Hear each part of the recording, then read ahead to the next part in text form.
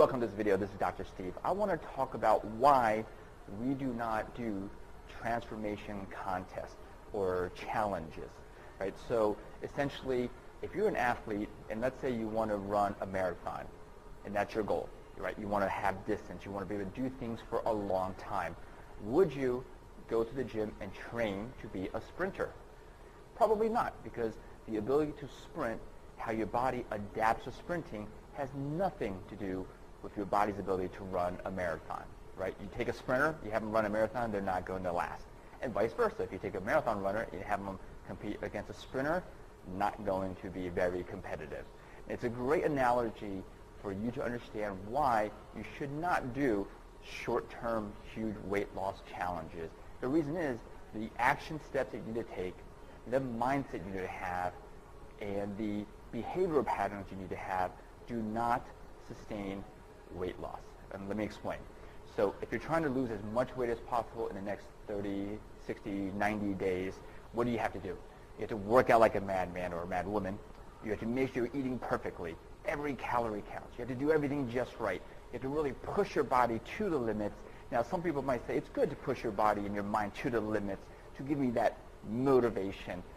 Here is the problem.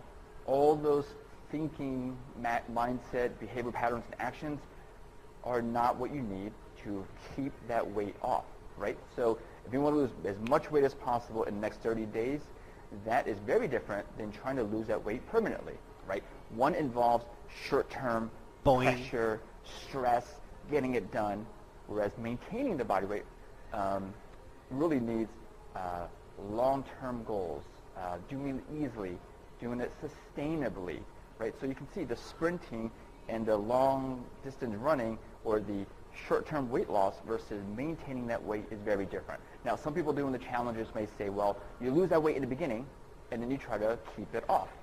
That's like saying, well, let me train to be a sprinter in the beginning and then switch to marathon running.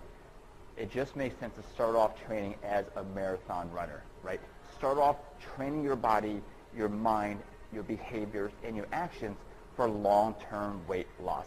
Not short-term and then however switch to long-term. That means all the time that you spend doing the short-term stuff does nothing, right?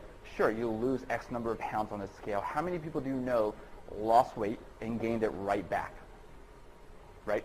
So you want to start off with the mindset, the strategies to go for long-term weight loss, and that's what we push. Now, most gyms will do challenges because they get great before and after pictures, which they get to market and makes them look great.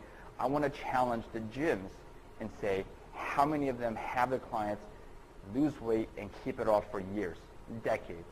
And that's what we do, right? So this is not a selling pitch. It's just you got to realize that challenges, sure, they have their uses. If you have a wedding, you want to look good for a certain event. But if your goal is to lose weight permanently, I strongly encourage you to change your mindset. Don't do challenges and transformations. Sit down and map out a strategy for long-term weight loss, for permanent weight loss. Now, if you're looking for those strategies, we've tried to come up with a program that will help you, right? We realize we can't train everyone in the area or in the country. So we have strategies, mindset, training programs, what you need to lose weight permanently. So if you want more information, just look at the information below, click on that link, and you will learn more about that program.